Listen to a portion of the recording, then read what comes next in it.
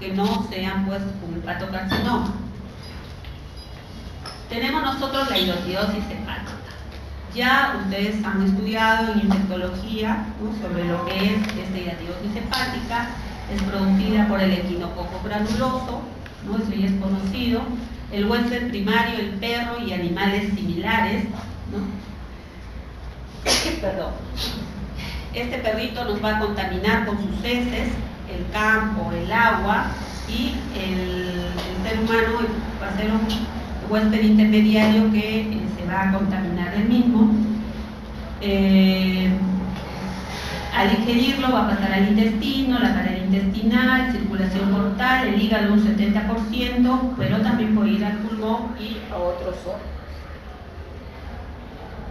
Hay varias cepas, el ovino y el bovino, que es el que va a contaminar al hombre, el equino, porcino, etcétera. No nos trae ahora motivo de nuestra charla. Este ya es el ciclo evolutivo, que también ustedes ya conocen.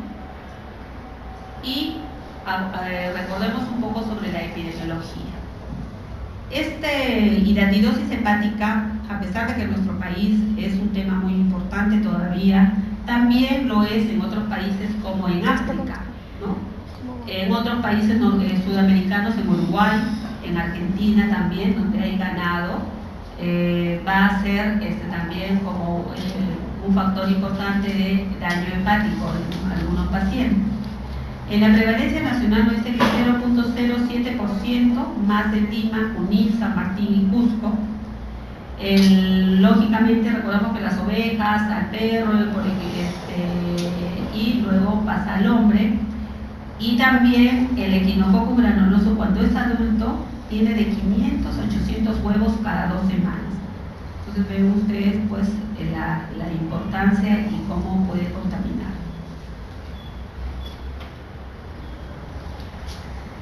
A mayor temperatura y desecación, estos huevos van a ser destruidos, pero si están en un sitio donde hay nieve, donde están congelados, pueden sobrevivir hasta 1 año. La morbilidad y la mortalidad de la hidratidosis hepática va a depender si es mayor, gran cantidad de estos quistes hidratídicos en hígado, si son grandes, de acuerdo al tamaño, la localización. La mayoría generalmente de los pacientes a veces vienen asintomáticos, ¿no? Vienen con otra sintomatología y como un hallazgo en la ecografía, pues salen estas imágenes. Los diagnósticos se hacen un 70% y estos quistes van creciendo de 1 a 5 centímetros cada año. ¿Cuándo es que va a dar sintomatología? Va a dar síntomas cuando estos quistes van expandiéndose cada vez más, cuando se infectan, cuando obstruyen algún aspecto de la vía biliar, puede producir embolismo, cuando hay ruptura que puede lograr hasta producir un shock anafiláctico o lograr hipersensibilidad. Y el paciente refiere un dolor sordo en el hipocondrio derecho, viene como un fastidio, como una molestia, ¿no? Siente, dice, como si tuviera un peso, un bulto en el hipocondrio derecho. Y cuando nosotros evaluamos, podemos ver con facilidad una cierta prominencia en ese lado. Eso es cuando son, la hidratidosis pues es muy florida, son grandes quistes. ¿Cómo vamos a diagnosticar? Primero nosotros tenemos que hacer una anamnesis adecuada de dónde viene el paciente, si tiene ganado, si tiene animales, si tiene perros, ¿no? La clínica, vamos a hacer una buena evaluación física. La radiografía nos va a ser de utilidad, una placa de tórax, una ecografía, la tomografía, si es que tenemos dudas diagnósticas, y los anticuerpos, antígenos o complejos inmunes nos van a confirmar el diagnóstico. Entonces, ecográficamente nosotros vemos un gran quiste, ¿no?, que está ocupando el parénquima hepático. Por tomografía vemos uno grande y adentro otros pequeños. En el laboratorio vamos a pedir una hemaglutinación indirecta, podemos pedir aglutinación de látex, el ELISA nos va a confirmar como una fijación, vamos a pedir la fijación del complemento o inmunoelectroforesis. Dan el diagnóstico 2 pruebas de tamiz, ¿no?, del lado derecho, más una prueba confirmatoria. Porque hay muchos casos en que a veces está calcificado también y no nos va a hacer, nos va a dar un test de hidratidosis negativo. El tratamiento lo vamos a, generalmente todo lo que es la hidratidosis hepática se dice que es un tratamiento quirúrgico dependiendo del tamaño, sobre todo si son grandes y superficiales. Se puede dar tratamiento médico, si es que ya el paciente va a pensar en entrar en sala de operaciones, y se puede hacer una punción, aspiración, inyección y reaspiración del quiste hidratídico para un diagnóstico. Pero esto lógicamente tiene su riesgo porque podemos entrar en la cavidad abdominal. Las complicaciones postquirúrgicas van de un 35 a 40% si son quistes grandes. El tratamiento médico lo damos con el albendazol de 10 a 14 miligramos por kilo por día, y esto se da durante 3 ciclos de 28 días. 28 días damos el tratamiento, 14 días se suspende, ¿no?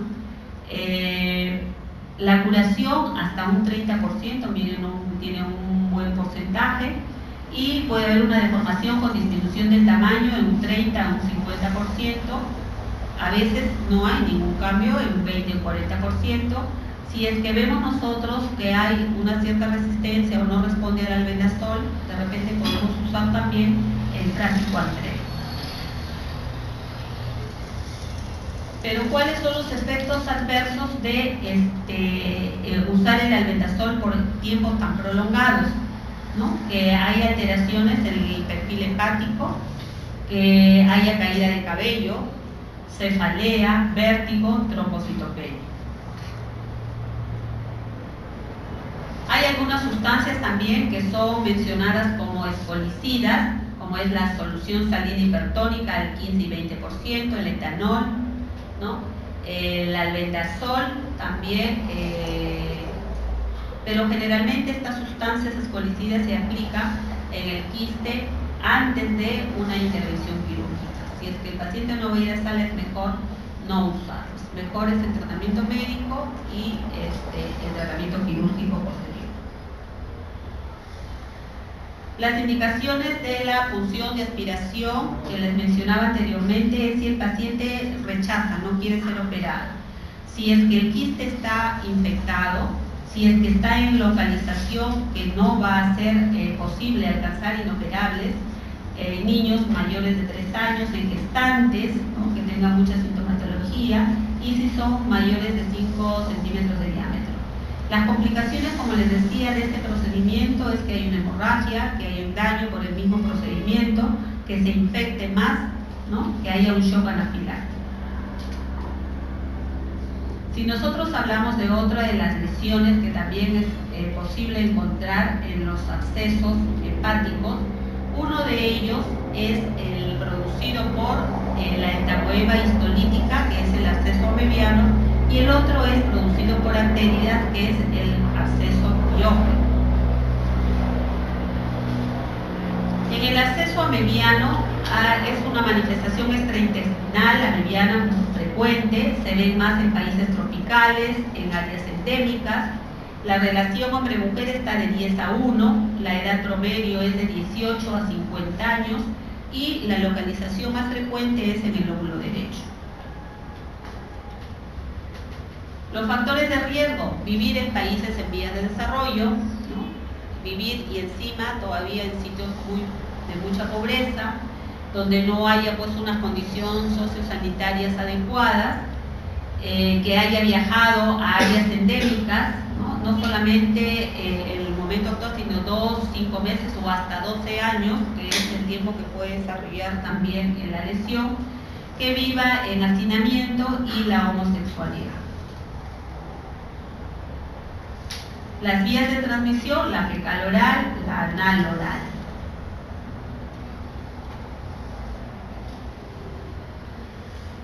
Histológicamente se va a encontrar un material espeso de color marrón, ¿no?, inodoro, como una pasta de anchoas, de acuerdo a lo que la literatura lo refiere, y es porque dentro de ese todo material espeso va a haber hepatocitos muertos, restos celulares, tejido conectivo, los trofozoitos y las células inflamatorias.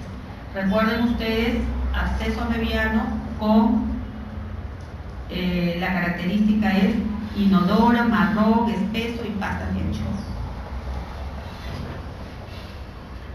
La presentación aguda, si es menor de 10 días de sintomatología, la crónica más de 2 semanas hasta 6 meses. Los antecedentes de que haya habido una mebiasis intestinal en la tercera parte, en la tercera parte de los casos que se presenten estos abscesos amebianos. ¿Y cuál va a ser la presentación clínica? El dolor abdominal tiene un 92% de presentación, es decir, el paciente va a venir no tanto porque sospeche de eso, sino por un dolor abdominal intenso que va a estar acompañado de alza térmica hasta de un 90%, y eso va a estar precedido de escalofríos, malestar general, decaimiento general, astenia.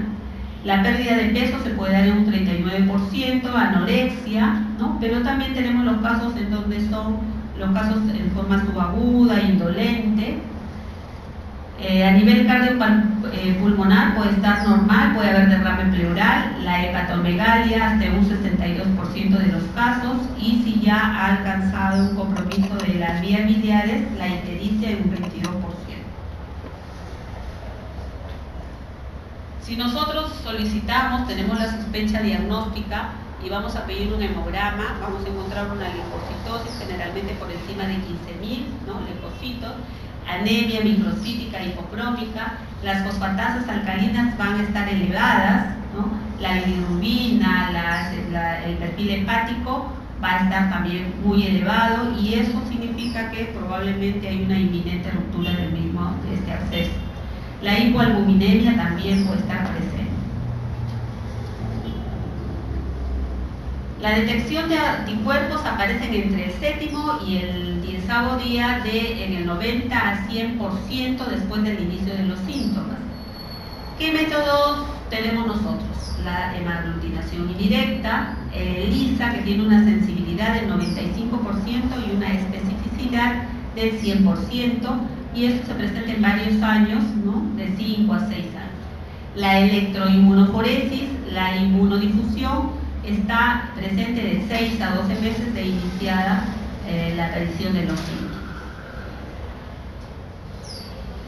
Entonces, la placa de tórax, la ecografía, la tomografía y la gammagrafía, ¿para qué? Vamos a ver.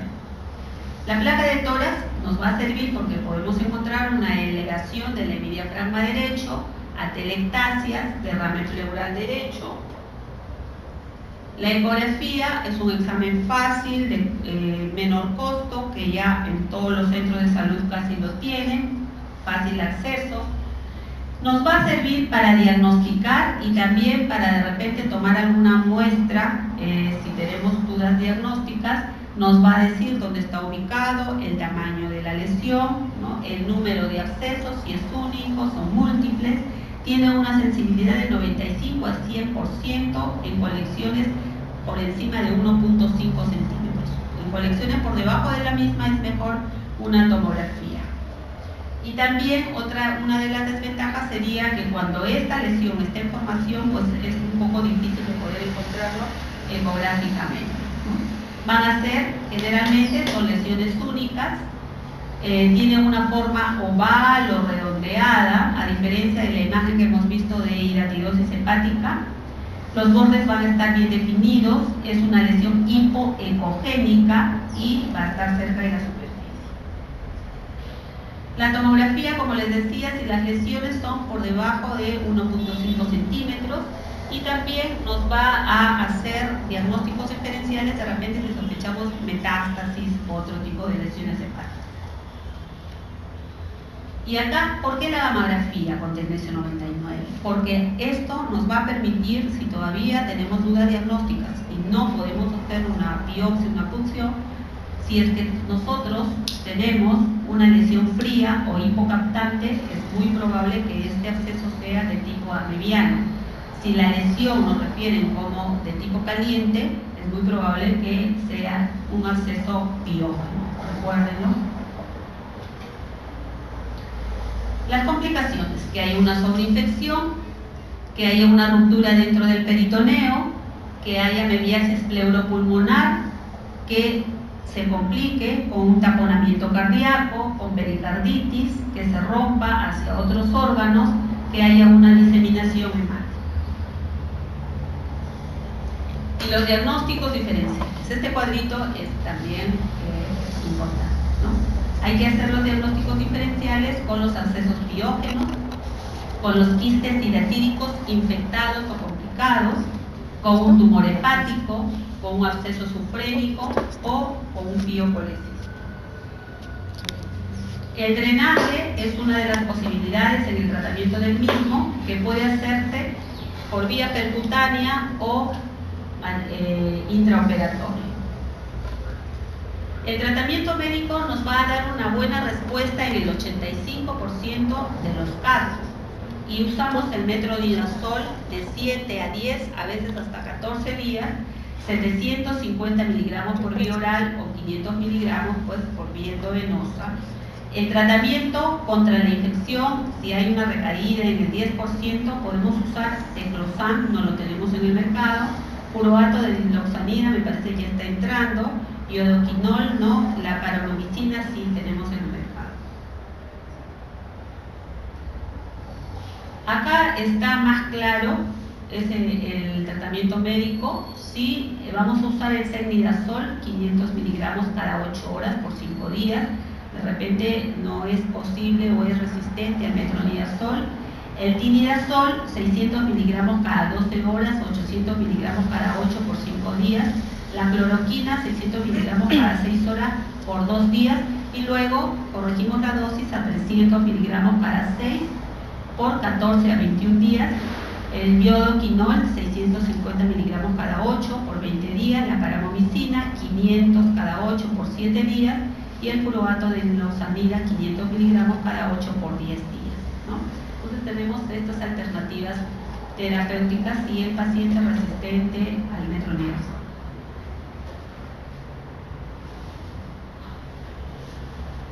¿Cuáles serían los criterios para hacer una punción diagnóstica y terapéutica?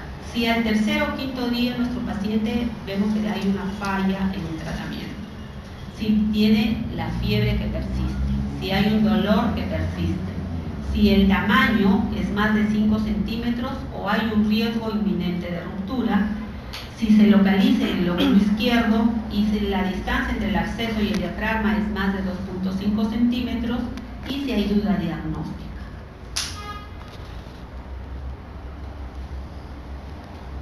Si nosotros hacemos la punción, tenemos que enviar para un GRAM, para un cultivo, hacerle un PCR que tiene una sensibilidad del 83% y una especificidad del 100%.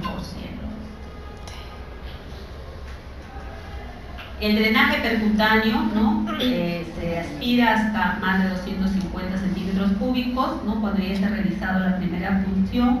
El quirúrgico, cuando no hay acceso al drenaje percutáneo, cuando los abscesos son muy grandes y se ve que tiene un alto riesgo de una ruptura de hueso. El pronóstico en estos abscesos amebianos, si lo diagnosticamos a tiempo, damos una buena terapia, es bueno. Hay una resolución por imágenes en 6 meses, más o menos de la tercera parte de los casos en 3 meses, en forma gradual, en el 60% de los casos a los 12 meses, rápida inicialmente y luego una persistencia de la cavidad, más de 19 meses, en el 6%, ¿no? Entonces vemos nosotros que en forma gradual y en forma, si tiene un buen tratamiento, van a ir bien estos pacientes. Y la mortalidad está por debajo del 1%. Pero ¿cuáles van a ser los factores de más pronóstico? Que tenga múltiples abscesos, que el tamaño del absceso sea grande, por encima de 500 mililitros, que ya haya complicaciones como un derrame pleural derecho con elevación del hemidiafragma, que esté haciendo encefalopatía, que las bilirrubinas estén por encima de 3.5 miligramos por decilitro, que esté hipoalbuminémico por debajo de 1.2 gramos, ¿no?, por decilitro. ¿Cuál es lo normal de albúmina en sangre? 3.5. ¿no? Mientras más bajo nuestro paciente tiene albúmina, mayor riesgo de hacer complicaciones en cualquier enfermedad. Que tenga una hemoglobina por debajo de 8 gramos por decilitro y encima que tenga enfermedades concomitantes como lo que es la diabetes, que le da también una disminución en las defensas.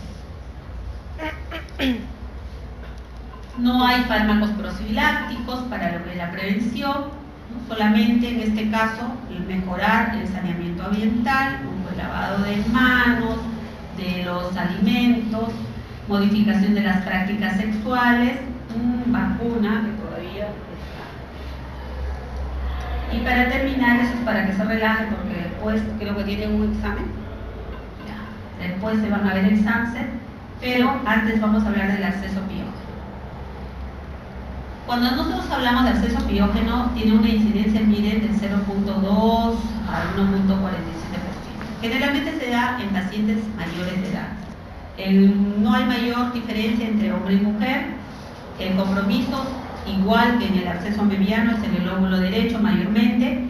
En el 50% de los accesos piógenos van a ser múltiples, lo que hace más difícil su tratamiento y tiene una mortalidad más elevada que lo anterior, un 6.5%, si no lo diagnosticamos a tiempo ni damos el tratamiento adecuado. Puede ser, ¿no?, de origen biliar, por una pedofilia portal, por un trauma, por bacteremia, algún grupo criptogénico, o por iatrogenia en el caso de, por ejemplo, una sepre, una biopsia hepática o agujas contaminadas. Por trauma, ¿no? ¿Y qué bacterias son las que están más frecuentemente en estos accesos? Los cocos gram positivos, los estafilococos, los streptococos, las enterobacterias, el E. coli, la Klebsiella, el Enterobacter proteus, anaerobios como el Beta-Chilis, Clostridium, son polimicrobianos en un 40-60%, pero, pregunta de examen, más frecuentes son la E. coli y la Klebsiella. Eso no le digan a sus compañeros por no haber venido a clase. ¿No? Se sigue el enterococo, ¿no? Pero el E. coli a la cabeza. ¿Quiénes tienen mayor riesgo? Los diabéticos, los que tienen SIDA, los que han sido recientemente operados, ¿no? A nivel también odontológico puede llegar por endocarditis, por estafilococo. La presentación es insidiosa en menos de 2 semanas y también acá la característica es que el paciente viene refiriendo un dolor en el hipocondrio derecho y acá la alza térmica es en un 92%, tiene una sudoración nocturna, puede estar asociado de náuseas y vómitos también. La anorexia y la pérdida de peso van acompañados a los síntomas y encontramos al examen físico hepatomegalia, ictericia en un porcentaje importante. Pedimos un hemograma, encontramos leucocitosis, neutrofilia, puede haber una anemia normocítica, hay una elevación de la velocidad de sedimentación, la proteína C reactiva está también positiva, la fosfatasa alcalina se eleva hasta un 70-90% de los casos, el tiempo de protrombina va a estar prolongado, va a haber una hiperbilirubinemia, el AST va a estar elevado y los hemocultivos nos van a dar positivos en 30-50% de los casos. Miren ustedes que los hemocultivos no nos van a dar positividad en un 100%, ¿no? Entonces nosotros vamos a lo más frecuente cuando damos la terapia. Aparte que los cultivos van a demorar de 3, 5, 7 días. Una placa simple de abdomen nos va a ser de gran ayuda, vamos a poder ver niveles hidroaéreos dentro del acceso, puede estar elevado el hemidiafragma derecho, podemos encontrar también derrame pleural. La ecografía es el método de elección. Nos da una sensibilidad hasta del 95% en abscesos que sean más de 2 centímetros. Podemos encontrar lesiones hipoecogénicas. Acá, a diferencia de lo anterior, los bordes van a ser irregulares. puede haber como micro burbujas o puntas donde están las flechitas que se puede ver dentro de la cavidad del acceso piógeno, y pues puede ser posible también una aspiración para el diagnóstico. La tomografía tiene una sensibilidad hasta de un 100% en aquellos abscesos que tengan menos de 1.5 centímetros, y nos hace las diferencias con otras patologías también intraabdominales. Nos va a servir la tomografía también para poder hacer como una guía para hacer la punción, para hacer la guía. El tratamiento siempre hay que individualizar. Se hace la punción para el cultivo, el antibiograma que ya mencionábamos, los antibióticos más el drenaje percutáneo guiado por ECO-TAC en un 75 a 90% de los casos. ¿Y qué es lo que vamos a usar? ¿Qué antibióticos? La ampicilina, sulbactal o ciprofloxacina más metronidazol o aminoglucósidos, ¿no? Si los abscesos son múltiples, ¿no?, menos de 3 centímetros, lo vamos a dar de 4 a 6 semanas. Si los abscesos son únicos, ¿no?, podemos darlo hasta 2 semanas. Siempre corroborando, ustedes saben que todo lo que es la medicina hay que ir viendo cómo va evolucionando, es individual en cada paciente, si tiene factores de riesgo o no. De acuerdo a eso vamos dando o prolongando el tratamiento. El drenaje percutáneo, si se hace por manos especialistas, tiene un éxito de un 90%. ¿En quiénes están indicados? Si los abscesos son más de 3 centímetros o si son menos de 5 centímetros cúbicos en 24 horas. ¿Cuáles son las complicaciones de este drenaje percutáneo? Como todo procedimiento invasivo, puede llegar a producir obstrucción, hemorragia, sepsis, si la ubicación no es la adecuada. Si nosotros no podemos llegar con la aguja ni por guía ecográfica o tomográfica. Generalmente ya este paciente debe de ir a una terapia quirúrgica, ¿no? Vemos nosotros en la imagen de arriba cómo estaba y después de una punción cómo queda. El drenaje quirúrgico es si hay falla de la antibiótico-terapia o el drenaje percutáneo, si hay una peritonitis, si hay otra patología quirúrgica asociada, si los abscesos están tabicados. Si los abscesos van a estar tabicados, va a ser muy difícil que se pueda beneficiar de un tratamiento con antibióticos, ¿no? Entonces ahí hay que pensar en una cirugía. Si los abscesos tienen gran viscosidad, si son múltiples y grandes, más de 6 centímetros, va a ser muy difícil entrar a drenar cada uno de ellos. En esos casos es mejor el tratamiento quirúrgico. Y si lógicamente no nos va a permitir la localización de la aguja para hacer la punción en el lóbulo izquierdo, eso ya es el tratamiento quirúrgico. Y acá también vemos los factores de mal pronóstico. Que nuestro paciente sea mayor de 60 años, que tenga una urea por encima de 20, una creatinina por encima de 2, que la bilirrubina esté por encima de 2, que la albúmina por debajo de 2.5, o que tenga otras enfermedades, ¿no?, como ya la que hemos mencionado, diabetes, estados deprimidos, etcétera, que haya una comorbilidad. Entonces esto de acá, el pronóstico va a ser malo para estos pacientes. Bien, y este cuadrito también es importante que lo recuerden, porque nos va a decir más o menos algunas características importantes para hacer la diferencia entre si es un amebiano o un piógeno. En un amebiano pues va a tener la historia del viaje, de la diarrea. En un piógeno puede ser un trauma reciente, alguna patología previa importante. Leucocitosis va a estar moderada en el amebiano, y en el piógeno lógicamente va a estar elevado. Los hemocultivos en el amebiano van a salir negativos, en el piógeno positivos. La serología va a ser positiva en el amebiano, en el piógeno negativo. En el aspirado que hagamos va a ser similar a una pasta de anchoas en el amebiano, y en el piógeno pues un olor característico, purulento, espeso. No va a haber olor en el amebiano y sí en el piógeno. vamos a encontrar amebas en el amebiano, bacterias en el piógeno, el cultivo va a ser negativo en el primero y en el piógeno pues nos va a dar positivo.